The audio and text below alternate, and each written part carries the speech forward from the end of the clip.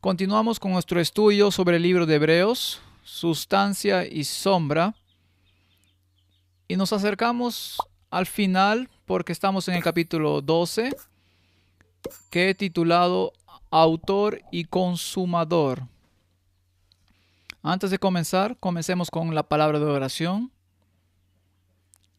Gracias, Padre Celestial, por este increíble libro. Señor, es difícil hacer justicia a todos los matices y pensamientos que se incorporan en él. Pero oramos por tu sabiduría y tu guía para que podamos dividir correctamente la palabra de Dios en nombre de Jesús. Amén. Hebreos capítulo 12, comencemos con el versículo 1. Por tanto, nosotros también teniendo en derredor nuestro tan grande nube de testigos, habiendo terminado Hebreos 11, capítulo 11, con esa magnífica historia de los que se mantuvieron firmes por la justicia y la verdad, dejémonos de todo peso y del pecado que nos asedia y corramos con paciencia la carrera que tenemos por delante. Esta es una declaración de apertura muy importante. Nos lleva a través de la historia, nos lleva a través de las luchas y pruebas de los que nos precedieron. Y luego dice, despojémonos de todo peso y del pecado que nos asedia. Hay dos cosas aquí. Un peso que llevamos y el pecado que es parte de nuestra naturaleza pecaminosa que nos asedia. Y corramos con paciencia la carrera que Él puso delante de nosotros. Es interesante que Él diga correr. No dice caminar, ni dice quedarse quieto. Mientras la corriente del pensamiento popular nos lleva a donde no queremos ir, no puedo sentarme y simplemente seguir la corriente. Necesitamos estar llenos de celo por Dios y una pasión por las almas por las que murió. Y sé que la Biblia dice que Jesús caminó, pero Él era Dios. Nunca llegó tarde en ninguna ocasión. Incluso si la persona que tenía que sanar ya estaba muerta, nunca llegó tarde. Pero si vamos a los discípulos, ellos corrieron. Esos dos discípulos de Maús corrieron todo el camino de regreso. Pedro corrió a la tumba, Pedro corrió de regreso. Siempre estaban corriendo, siempre estaban corriendo. Y entonces Pablo también dice que debemos correr con paciencia. Si vamos a Filipenses capítulo 3, desde el versículo 13 dice, hermanos, yo mismo no pretendo haberlo ya alcanzado, pero una cosa hago, olvidando ciertamente lo que queda atrás y extendiéndome a lo que está delante, prosigo a la meta, al premio del supremo llamamiento de Dios en Cristo Jesús. Hay, hay una acción en la que debemos participar. Tenemos que correr, tenemos que avanzar. Habrá muchos obstáculos, pero no somos tales que retrocedamos. Algunos de mis pensamientos aquí, para poder correr, necesitamos despojarnos de cargas innecesarias. Tenemos que quitarnos ese peso de encima. Como dijo Pablo, ¿cuáles son esas cargas que llevamos con nosotros? Obviamente la carga del pecado. Pero también está la carga de las malas amistades. Es difícil ir contra la corriente, especialmente entre los jóvenes. La presión de grupo es un gran problema en este mundo. Malos hábitos, malas dietas, mal entretenimiento, incredulidad, duda. Todas esas son cargas que llevamos con nosotros. De hecho, cualquier cosa que nos frene o afloje nuestro celo, debemos dejarla de lado, particularmente en los tiempos en que vivimos. Los atletas hacen esto por un cinturón que se ponen y que muestran con mucho orgullo. Y lo hacen por un cinturón que nunca usarán o una copa que nunca usarán. ¿Qué tal hacerlo por una copa que nunca estará vacía? ¿No es esa una posibilidad? Dejar a un lado estas cargas no nos privará, sino que nos llenará.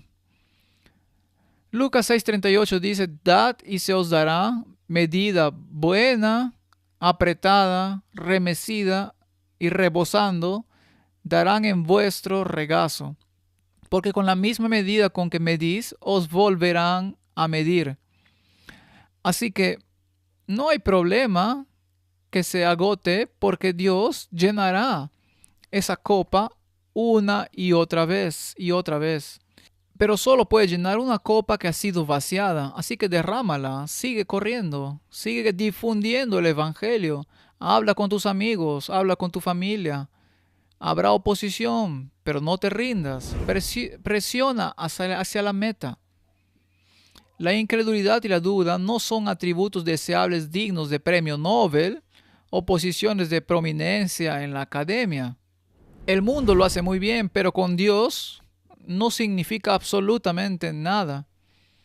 De hecho, son una enfermedad del alma, esta incredulidad, para la cual solo hay una cura, pero pocos están dispuestos a aceptarla. Dios nunca nos exige que renunciemos a nada sin proveer algo infinitamente mejor. Siempre tenemos esta noción de que no quiero renunciar a esto, no quiero renunciar a aquello. Es difícil renunciar a esto, es difícil renunciar a eso. Este hábito es muy difícil de abandonar. Pero Dios tiene algo mejor. En cada caso tenemos que dejar las cargas que nos frenan y recoger las cargas que son ligeras. Mi yugo es ligero porque Él está tirando con nosotros, pero solo puede tirar junto con nosotros si estamos en armonía con su voluntad. De lo contrario, estamos tirando con propósitos cruzados. Hebreos 12:2 nos da la solución de cómo hacer esto. Puesto los ojos en Jesús, el autor y consumador de la fe, el cual por el gozo puesto delante de él sufrió la cruz, menospreciando el oprobio, y se sentó a la diestra del trono de Dios. Esa es nuestra receta. Nuestra receta es ponernos el yugo y junto con Cristo tirar de este carro a través del Jordán. Y por el gozo puesto delante de nosotros, que es la promesa que nos espera, menospreciando la vergüenza que viene con tirar de este yugo, y un día estar en comunicación directa, cara a cara, con Dios. La versión King James continúa con el encabezado, no os canséis. Hebreos 12:3, considerad a aquel que sufrió tal contradicción de pecadores contra sí mismo, para que vuestro ánimo no se canse hasta desmayar. Siempre que prediquéis el Evangelio, tendréis oposición. Y la oposición vendrá de todos los sectores. La oposición más dolorosa es cuando viene de dentro y vendrá de dentro. Considerad a aquel que sufrió tal contradicción de pecadores contra sí mismo. Así que, ¿por qué deberíamos ser perdonados? Versículo 4. Porque aún no habéis resistido hasta la sangre, combatiendo contra el pecado. Un amigo mío dijo una vez cuando le pregunté, ¿cómo soportas cuando tus propios asociados te dan tales llamaradas? Dijo, mi sumo sacerdote aún no me ha azotado. Así que tal vez deberíamos tener una actitud similar. Nuestro sumo sacerdote aún no nos ha azotado. Podría haber tomado un palo y sacudido y golpeado el escritorio, pero aún no ha derramado sangre. Versículo 5. Y habéis ya olvidado la exhortación que como a hijos se os dirige, diciendo, Hijo mío, no menospreciéis la disciplina del Señor, ni desmayéis cuando eres reprendido por Él, porque el Señor al que ama disciplina, y azota a todo aquel que recibe por hijo. En realidad es un término cariñoso. Así que no debemos despreciar el castigo que recibimos. A menudo nos rebelamos contra el castigo o nos desanimamos a causa del castigo. Pero el castigo es en realidad un recordatorio de que somos hijos.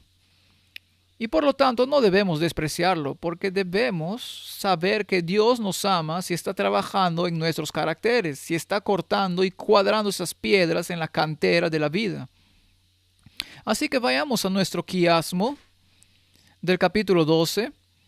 Y este es bastante largo. Tiene la construcción ABCD y la CBA inversa. Echémosle un vistazo a Hebreos capítulo 12, versículo 1. De nuevo, este es solo uno de muchos. Es tan imposible reunirlos a todos. Es realmente un estudio fascinante cuando uno mira estas estructuras quiásticas. Por tanto, viendo que también nosotros estamos rodeados por tan grande nube de testigos, despojémonos de todo peso y del pecado que tan fácilmente nos asedia. Así que el pecado es el problema. Y si miramos la A opuesta, entonces dice que debemos esforzarnos contra el pecado. Y luego está la parte B del versículo 1, que dice, y corramos con paciencia la carrera que está puesta delante de nosotros. Ahora, hay una pequeña estrella allí. Veamos qué significa eso. Significa que la palabra griega para esforzarse se deriva de la misma palabra que para correr.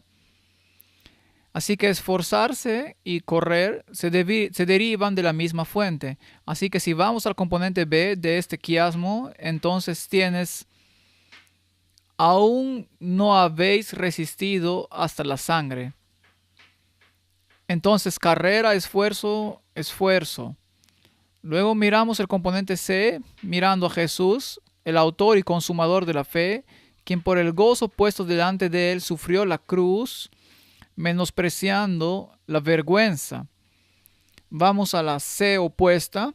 Considerad a aquel que soportó tal contradicción de pecadores contra sí mismo para que no se cansen ni desmayen en sus mentes. Y luego llegamos al corazón del asunto y él se sentó a la diestra del trono de Dios.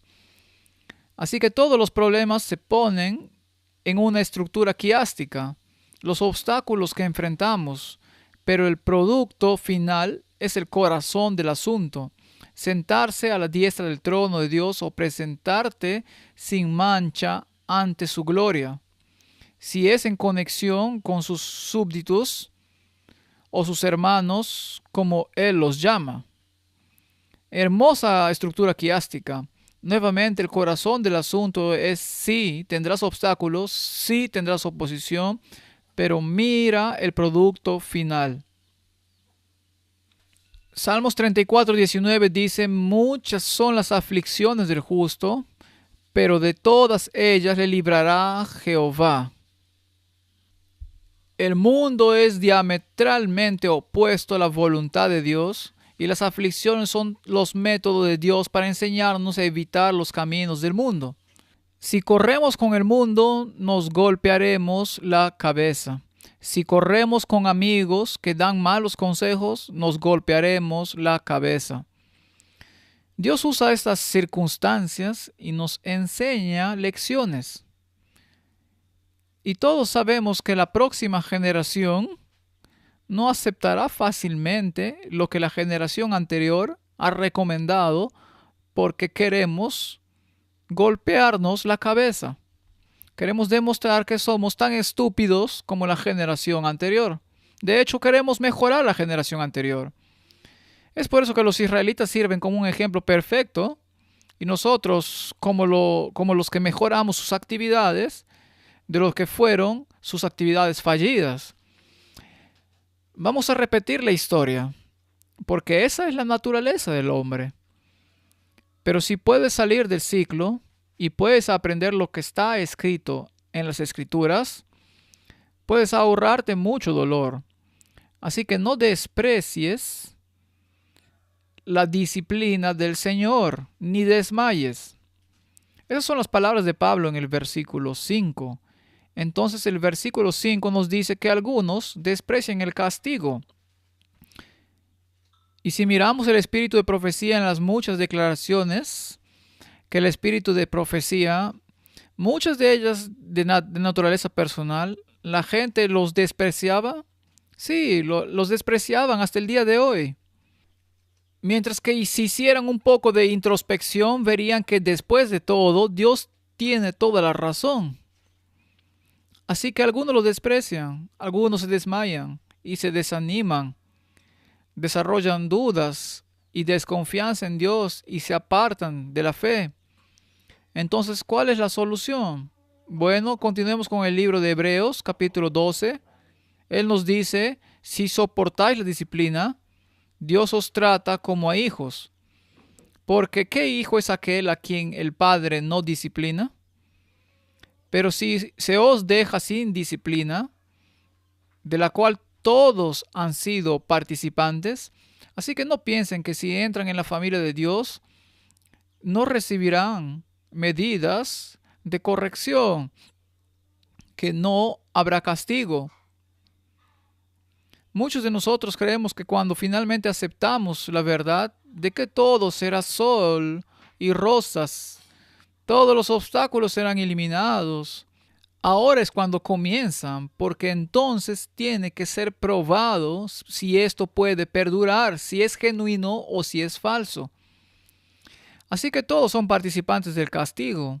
Así que no hay nada extraño, porque si no eres partícipe del castigo, el verso dice entonces son bastardos, hijos ilegítimos y no hijos.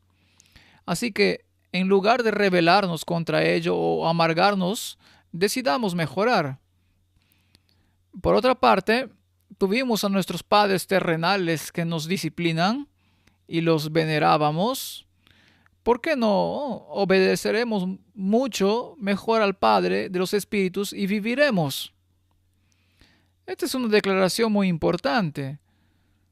Todos nuestros padres nos corrigieron y a veces mal, y a veces recibimos una corrección que no fue nuestra culpa. Y muchos padres saben que si el culpable se pone furioso, probablemente no fue responsable de lo sucedido. Mientras que si se lo toma con relativa calma, entonces saben que es culpable. Pero Dios es omnisciente y nunca se equivoca.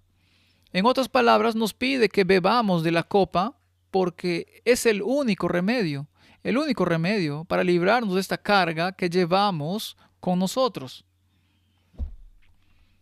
También la carga de la autoestima que debe desaparecer. Así que vayamos un poco a la historia de la iglesia primitiva y veamos la petición de Santiago y Juan.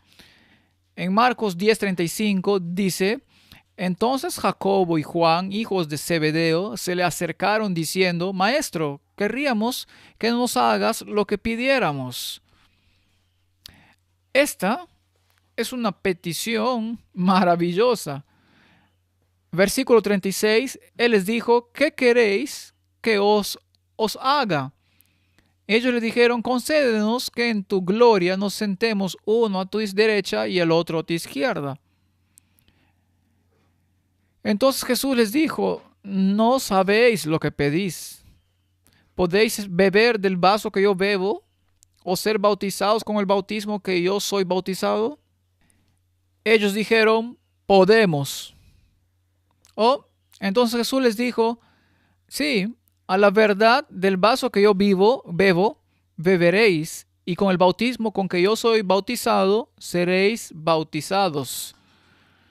No creo que se dieran cuenta de lo que iba a pasar aquí. Esto es asombroso.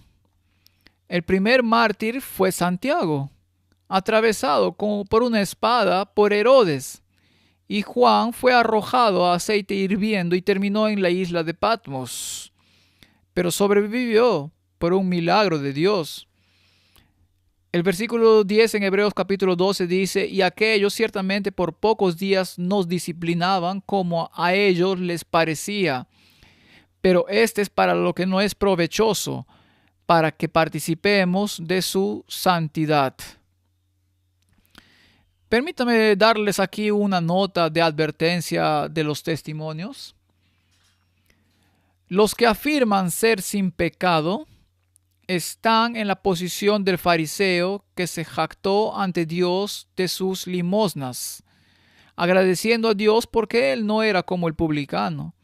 Pero el pobre publicano no tenía piedad ni bondad de jactarse, pero inclinado por el dolor y la vergüenza envió desde su alma afligida un grito anhelante por la misericordia de Dios. Ni siquiera dirigió sus ojos pecadores al cielo, sino que se golpeó el pecho y oró: Señor, sé misericordioso conmigo, un pecador. El Redentor que perdona los pecados nos dice que este hombre fue a su casa justificado en lugar del otro.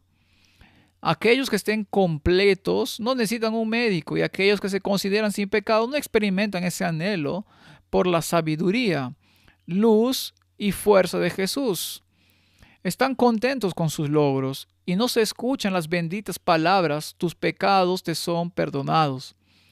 No sienten la necesidad de crecer en la gracia. No sienten como Pablo que debe mantener su cuerpo sometidos, no sea que después de predicar a otros él mismo sea desechado.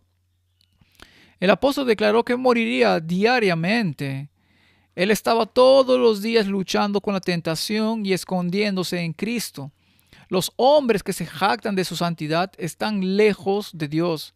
No tienen a Jesús en sus corazones y no se dan cuenta de su propia indignidad. Así que cuando recibimos el castigo, es justo, es necesario para nuestro crecimiento cristiano.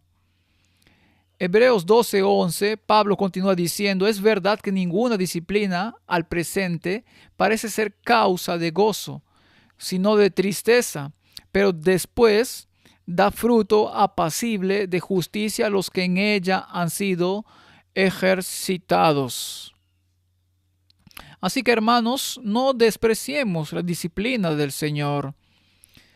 Sucederá, y es absolutamente esencial que nos quitemos esas cargas de encima y le permitamos pulir esas asperezas. Pero debemos seguir esforzándonos hacia adelante, debemos seguir corriendo, tenemos un trabajo que hacer. Si puedo resumir, no toda la aflicción proviene de Dios tampoco. No debemos olvidar eso. Algunas aflicciones vienen de otro lado, pero toda aflicción es permitida por Dios y tratada correctamente conducirá a una mejor comprensión de Dios. Dios incluso permitirá que las aflicciones entren en la iglesia. Dios permitirá que la apostasía entre en la iglesia para crear una división dentro de las filas, y permitirá que se vuelva tan flagrante que incluso aquellos que estén ligeramente dentro de la palabra la reconocerán por lo que es. Así que la vida es una escuela y el maestro es Dios. Si le permitimos que nos eduque, seremos aptos para la vida venidera. Ser partícipes de la aflicción crea un vínculo de simpatía con los afligidos. Solo en el dolor podemos apreciar verdaderamente la tierra sin dolor. Entonces, ¿qué tipo de dolor necesitamos cuando estamos afligidos? Necesitamos una tristeza piadosa. Según de Corintios 7:10 dice: porque la tristeza que es según Dios produce arrepentimiento para salvación, de que no hay que arrepentirse, pero la tristeza del mundo produce muerte. Verán, la tristeza del mundo es una tristeza de pérdida. Estás lamentando lo que has perdido como consecuencia de tu propio comportamiento o de las aflicciones que se te presentan. Pero si estás en Cristo, no importa cuán mala sea la situación, tendrás tristeza, pero si es tristeza piadosa y lleva un cambio de corazón o un cambio de actitud o la aceptación porque Dios lo ha permitido, entonces puedes afrontarlo. Puedes levantarte y puedes empezar a correr y esforzarte hacia la meta de nuevo. Así que la tristeza piadosa produce frutos de justicia. Isaías 63:9 dice: en toda angustia de ellos él fue angustiado, y el ángel de su faz los salvó en su amor, y en su clemencia los redimió, y los trajo y los levantó todos los días de la antigüedad. Y si nos aferramos a estas promesas, si las internalizamos, entonces no importa lo que nos pase, seremos capaces de soportarlo, porque nos hemos quitado esas otras cargas que son imposibles de soportar. y nos dirigimos a tales tiempos difíciles en el mundo en el que vivimos ahora. Es esencial que aprendamos estas lecciones ahora. Versículo 2 en el libro de Hebreos, capítulo 12, por lo cual levantad las manos caídas y las rodillas paralizadas. Este capítulo aquí, al final de este gran libro, es un capítulo de aliento y debemos tomarlo en serio. Y haced sendas derechas para vuestros pies, para que lo cojo no se salga del camino, sino que sea sanado. No nos dejemos estancar por los problemas que surgen. Dejemos que esas manos flácidas que cuelgan se levanten y esas rodillas débiles y sigamos caminando. Siempre digo que si sigo poniendo un pie delante del otro, eventualmente llegaré allí. Pero si me detengo porque es demasiado difícil, no llegaré allí. Entonces, ¿hay lugar para la complacencia en todo esto? Versículo 14. Seguid la paz con todos y la santidad sin la cual nadie verá al Señor. ¿Cómo alcanzaremos la santidad si no permitimos que el Señor nos discipline? Debe ser una segunda naturaleza querer hacer la voluntad de Dios.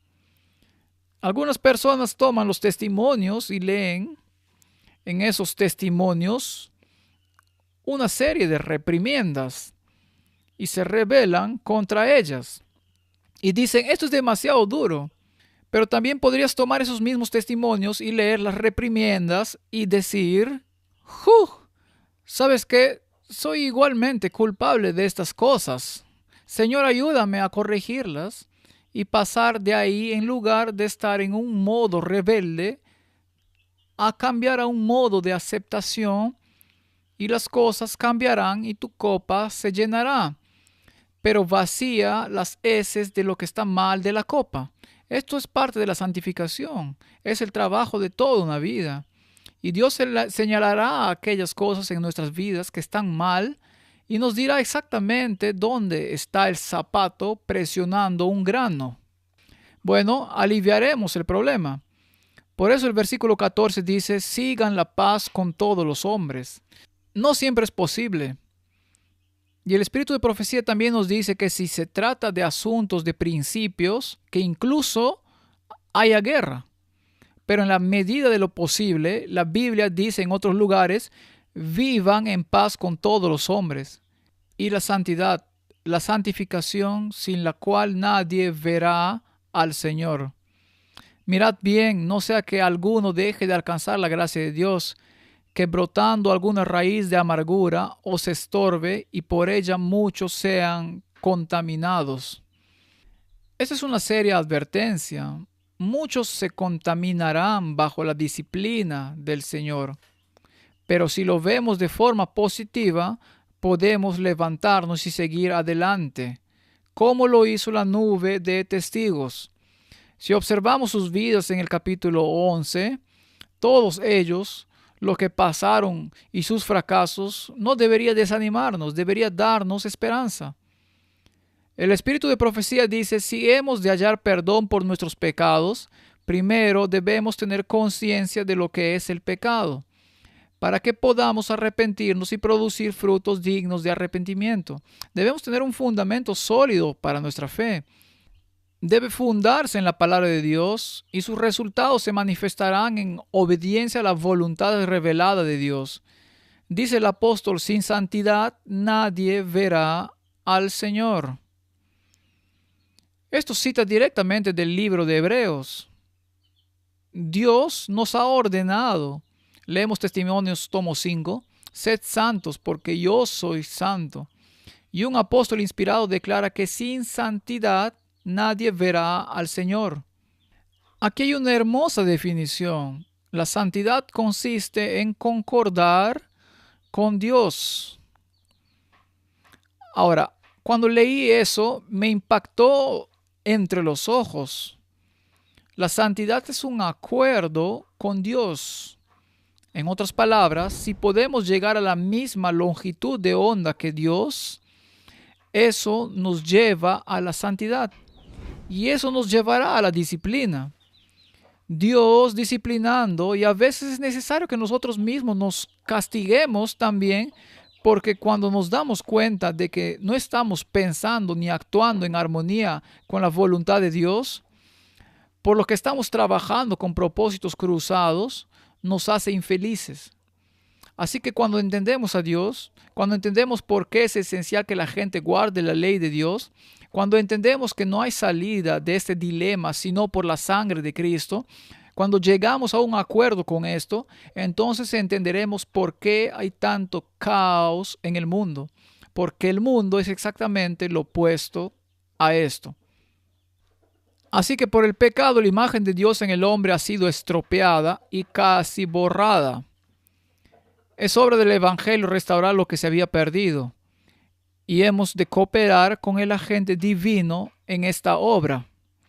¿Y cómo podemos volver a estar en armonía con Dios? ¿Cómo recibiremos su semejanza a menos que obtengamos un conocimiento de Él? Este conocimiento es lo que Cristo vino a revelarnos. No entenderemos sus obras si no caminamos con Él, si no participamos de su sufrimiento, si no tenemos los desafíos que Él enfrentó. ¿Cómo entenderemos su carácter? En señales de los tiempos que leemos debemos tener un conocimiento de nosotros mismos, un conocimiento que resulte en contrición antes de que podamos encontrar perdón y paz. Es solo aquel que sabe que es pecador al que Cristo puede salvar. Debemos conocer nuestra verdadera condición o no sentiremos nuestra necesidad de la ayuda de Cristo. Debemos entender nuestro peligro o no huiremos al refugio. Debemos sentir el dolor de nuestras heridas o no desearemos la sanación. Es parte de la ecuación. No nos damos cuenta de lo cerca que está el fin de las cosas, y creo que este es un punto crucial aquí. No nos damos cuenta de lo cerca que está el fin. Muchos de nosotros no tenemos idea, y si señalas lo cerca que está el fin, habrá un furor y un clamor en contra. No apreciamos como deberíamos la necesidad de ser diariamente vencedores y de asegurar el premio eterno. Los que vencen las tentaciones que están en el mundo debido a la concupiscencia son participantes de la naturaleza divina. El sacrificio ha sido hecho por nosotros. ¿Lo aceptaremos? En otras palabras, ser cristiano es estar diametralmente opuesto a todo lo que sucede en el mundo. Es una decisión difícil. Estoy de acuerdo, es una cosa difícil de tragar, pero así es. Así que tal vez podemos decir que aparte de Dios no hay santidad. Así que si Dios ha declarado algo o a alguien santo, es solo porque Dios está en ello o en ellos. Se han convertido en el templo del Dios viviente. No somos nosotros los que nos hemos hecho santos, es Dios quien es santo en nosotros y a través de nosotros. El Salmo 99, versículo 9 dice: Exaltad a Jehová nuestro Dios y postraos ante su santo monte, porque Jehová nuestro Dios es santo. Esa es la única fuente de santidad. Todo lo demás está contaminado por esta cosa llamada pecado. 1 Corintios 3:17 dice: Si alguno destruyera el templo de Dios, Dios le destruirá a él, porque el templo de Dios, el cual sois vosotros, santo es. Hemos reflexionado bastante sobre ese versículo. Si alguno profana el templo de Dios, ¿cómo podemos profanarlo? Con lo que ponemos en él, con lo que sometemos al cuerpo, con lo que hacemos con él.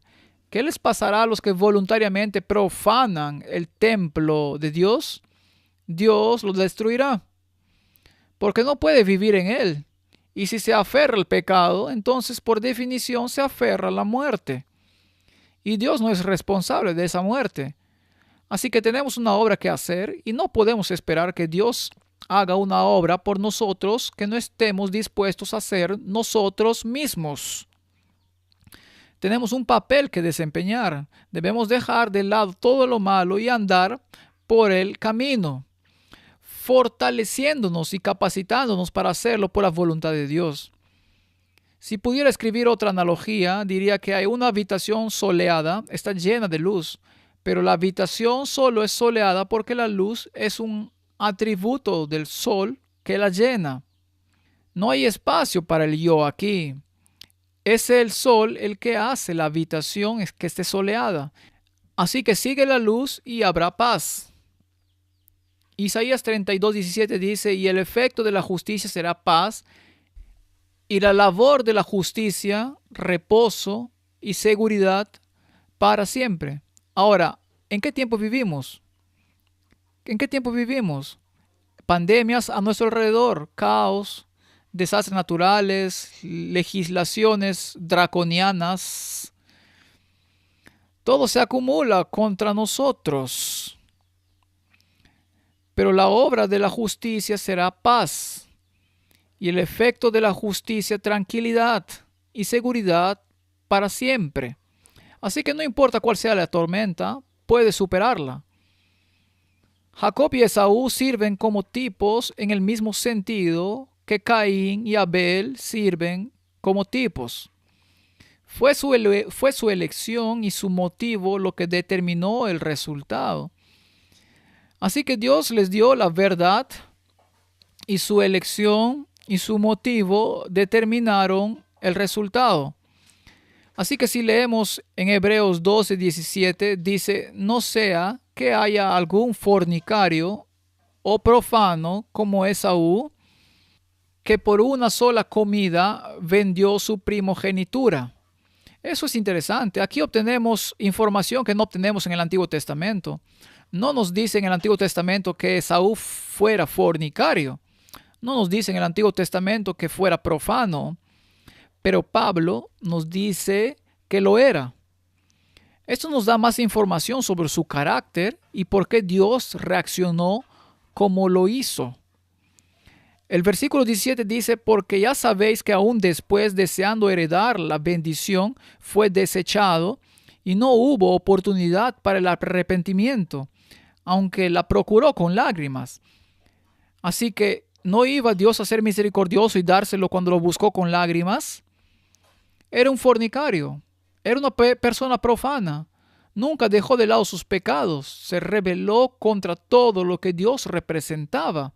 No lloró lágrimas aquí al final por lo que había hecho. Lloró lágrimas por la pérdida que experimentó. Y ese no es un buen motivo para sus acciones. Así que mi pregunta es, ¿cuántos hoy por un bocado de comida están dispuestos a vender su primogenitura? ¿Cuántos se embotan sus sentidos a través de bocados de comida, lo que les hace imposible discernir que las cosas espirituales son correctas o leer las señales de los tiempos? Tenemos advertencias sobre este tema y hay miles dentro de nuestras propias filas que por un bocado de comida venderán su primogenitura. ¿Cuántos habrá que cuando sea demasiado tarde buscarán la primogenitura con lágrimas y no la encontrarán? ¿Cuántas vírgenes, si podemos agregar esa, les faltó aceite y se perdió el banquete? Ahora, algunas personas dirán que eso es muy duro. Solo estoy citando lo que acaban de decir las Escrituras. Y si queremos confirmación, hay hordas de ellas en el espíritu de profecía. No se trata de juzgar, sino de una decisión personal que cada uno debe tomar. ¿Cuál es su postura en relación con estas cosas?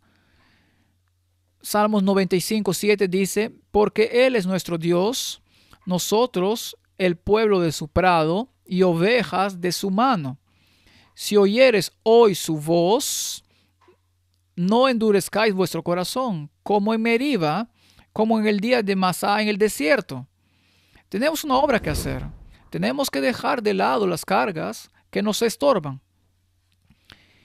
Y luego Pablo continúa y habla del reino inconmovible, pero antes de que ese reino venga, habrá un zarandeo. Versículo 18, porque no os habéis acercado al monte que se podía palpar y que ardía en fuego, a la oscuridad, a las tinieblas y a la tempestad, al sonido de la trompeta y a la voz que hablaba, la cual los que la oyeron rogaron que no se les hablase más, porque no podían soportar lo que se ordenaba. Si aún una bestia tocar el monte, será apedreada o pasada con dardo. Porque Dios dio su ley bajo tal demostración de poder, gloria y fuerza que la montaña tembló, que las rodillas del pueblo temblaron. ¿Qué estaba haciendo? Estaba dando una muestra de la grandeza, de la necesidad de estar fundamentados en una comprensión del gran problema que causó la división en el cielo, es decir, la ley de Dios. Era necesario inculcar en las mentes de las personas la importancia de sus estatutos y la necesidad de guardarlos, porque toda la miseria en el mundo está asociada con el descuido de la ley. Así que aquí estaban temblando, pero Dios nos ha dicho cómo podemos acceder al trono de la gracia.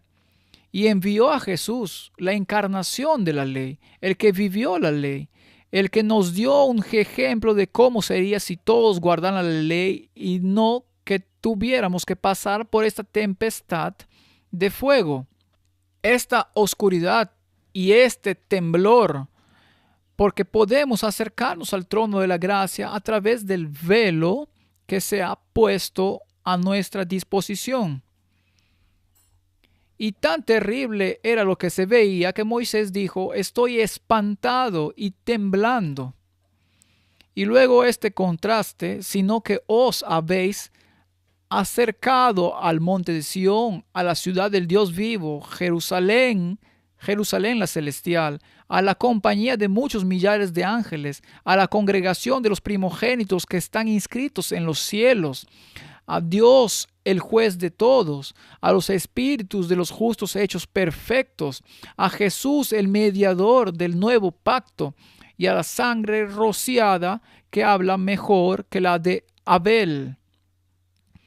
Tenemos un acceso directo a Dios, y Él está más dispuesto a obrar en nosotros que nosotros a obrar con Él.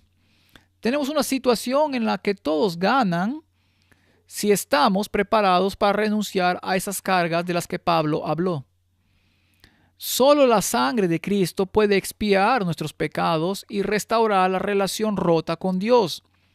Imaginen el contraste ahora.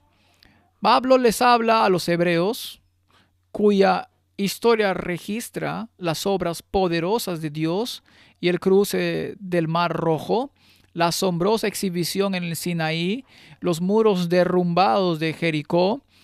Él les habló a los hebreos que habían regresado de la pompa y el glamour de los servicios del templo. Esto está en el libro de Hebreos.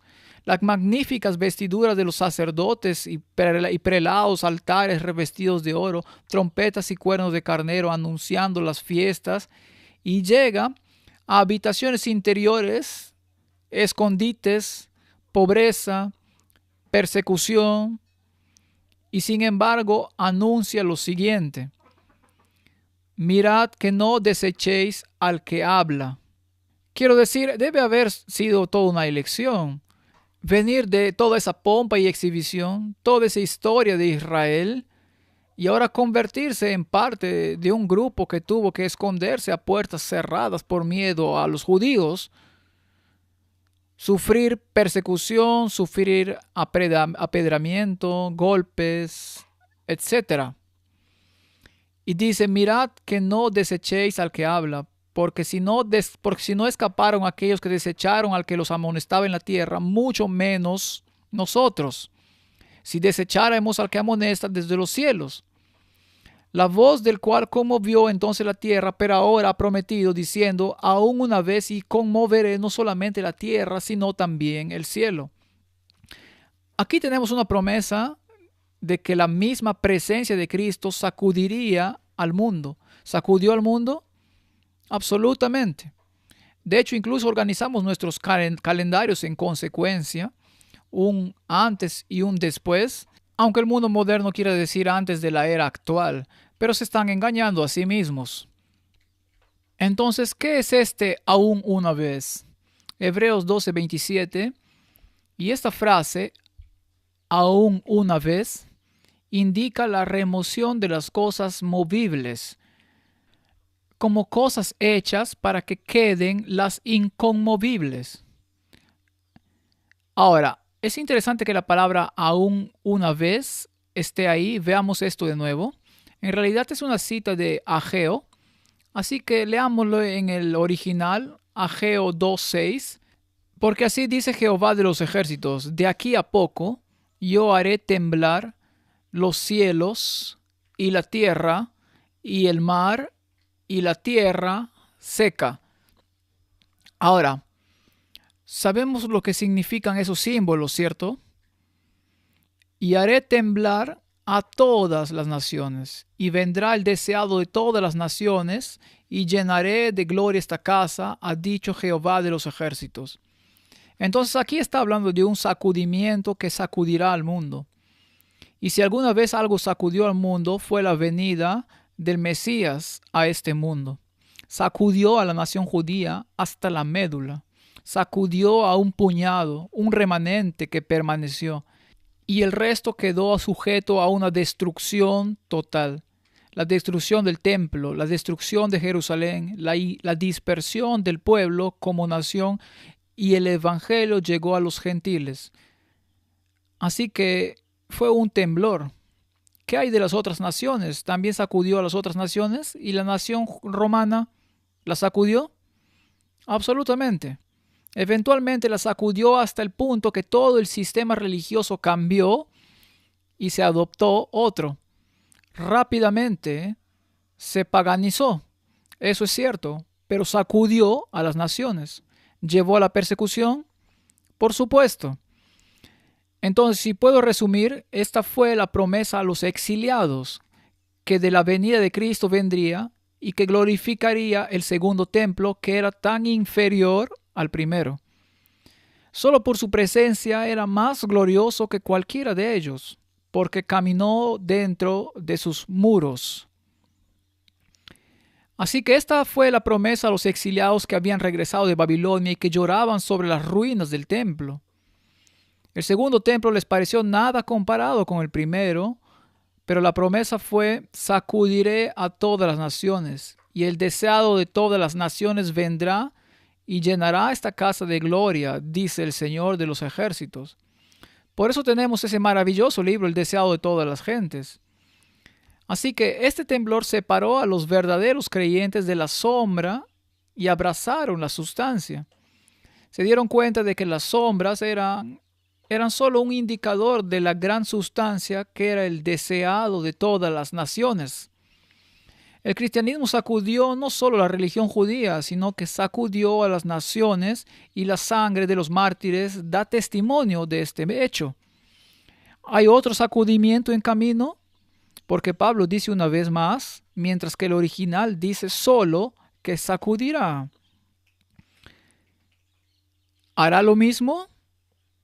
¿Separará a los verdaderos creyentes de la forma de piedad a la sustancia de la santidad? El mundo político y el mundo teológico serán sacudidos, y de hecho están siendo sacudidos ahora mismo. ¿Será invadido el evangelio? ¿Será derrocado? ¿La legislación lo volverá obsoleto? Parecerá que sí. ¿Ganará la incredulidad y la apostasía, o el sacudimiento prometido por Pablo producirá una cosecha gloriosa? Creo que sí. Creo que nos dirigimos hacia el tiempo de la lluvia tardía, cuando las naciones del mundo, cada una de ellas, este planeta entero, será sacudido. Habacuc capítulo 2, versículo 2: y Jehová me respondió y dijo: escribe la visión y declárala en las tablas, para que corra el que leyere en ella. No hay tiempo para caminar, ni tiempo para sentarse. Aunque la visión tardará aún por un tiempo, mas se apresura hacia el fin y no mentirá. Aunque tardare, espéralo, porque sin duda vendrá no tardará. He aquí que aquel cuya alma no es recta se enorgullece, mas el justo por su fe vivirá. Y el versículo 37 en Hebreos 10, el versículo 37 dice, porque aún un poquito y el que ha de venir vendrá y no tardará. Ahora, hermanos, hemos pasado por el tiempo de demora, ¿no es así? ¿Acaso el mundo no sabe o no debería saber en esta etapa que el tiempo de demora terminó? En 1844, durante la gran decepción o el gran chasco, la pregunta era, ¿por qué tarda el novio? Y estudiaron las escrituras y encontraron el libro de Hebreos. De eso estamos hablando. Y encontraron el mensaje del santuario en el libro de Hebreos. Una nueva luz fue encendida en este mundo y debía ser predicada al mundo entero. Y ese tiempo de espera ya terminó. Y como dice Pablo, aquí todavía un poco de tiempo. Y me gustaría decir que es muy, muy poco tiempo. Y el que ha de venir vendrá y no tardará. El tiempo de espera ha terminado. Y habrá un temblor masivo. Y de hecho ya ha comenzado. El versículo 28 dice, así que recibiendo nosotros un reino inconmovible, no puede ser sacudido. Pero este terrenal, incluso dentro de la iglesia, será sacudido hasta lo profundo. Tengamos gratitud y mediante ella sirvamos a Dios agradándole con temor y reverencia, porque nuestro Dios es fuego consumidor. Hebreos 12, 29. Pablo está haciendo un llamado y quiere que hagamos el mismo llamado. Por lo que este es un versículo muy corto, porque nuestro Dios es fuego consumidor. Un versículo muy corto. Y el equilibrio de este versículo es Dios es amor, Dios es luz. Y 1 de Juan 5, versículo 12, el que tiene al Hijo tiene la vida. El que no tiene al Hijo de Dios no tiene la vida. Así que mejor asegurémonos de que tenemos al Hijo de Dios. Y la única manera en que podemos decir que tenemos al Hijo de Dios, si podemos llamarnos cristianos, entonces debemos actuar a la manera de Cristo. Debemos caminar y pensar como Dios. En otras palabras, ser santo significa estar de acuerdo con Dios, entender el plan de salvación, entender el gran conflicto.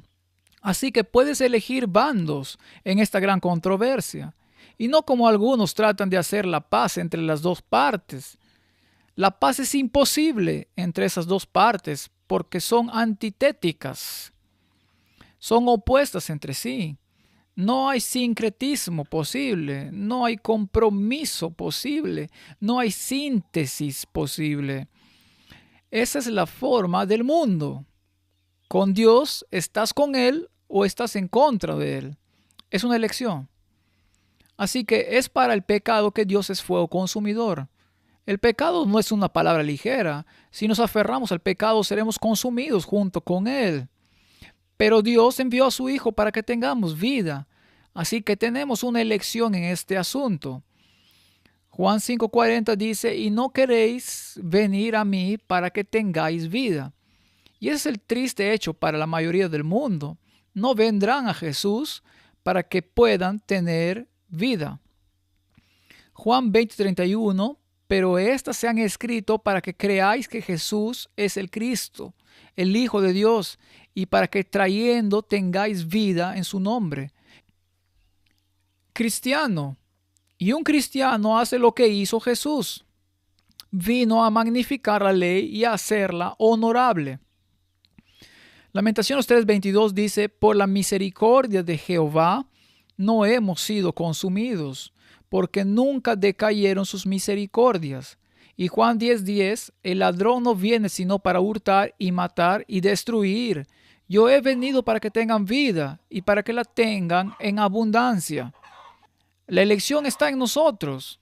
Así que si le abrimos nuestro corazón, Él entrará en el corazón y consumirá la escoria interior. Eso se llama santificación. Esta es la promesa del nuevo pacto que se basa en mejores promesas. El fuego no solo necesita destruir, sino que también puede purificar. Por eso nos pone en el fuego de la aflicción para que la escoria sea removida y la plata pura pueda ser reconocida.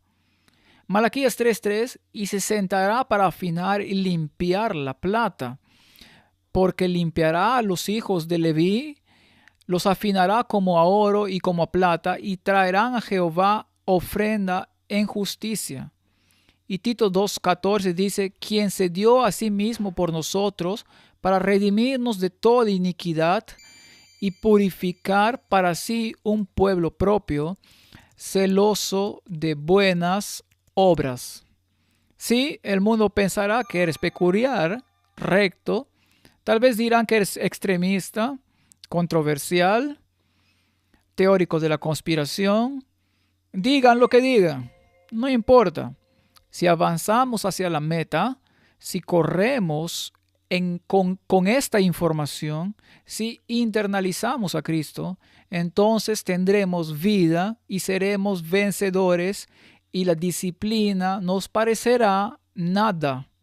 Así que animémonos unos a otros con estas palabras. Oremos. Padre Celestial, gracias por el ánimo y las amonestaciones que tenemos en el libro de Hebreos. Ayúdanos a internalizarlas en el nombre de Jesús. Amén.